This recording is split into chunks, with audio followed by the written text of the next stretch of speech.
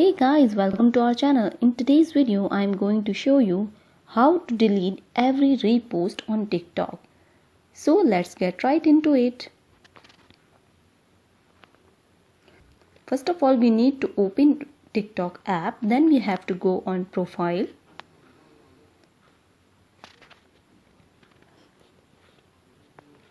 Now we have to hit on this button, which is top right corner of the screen. And here we have to hit on settings and privacy. Simply you have to scroll down and here you have to hit on report a problem. After that we will go down and here we have to hit on creations. Now you have to hit on video missing.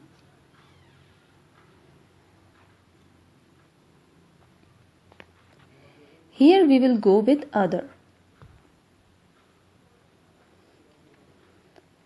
Now we need to hit on need more help.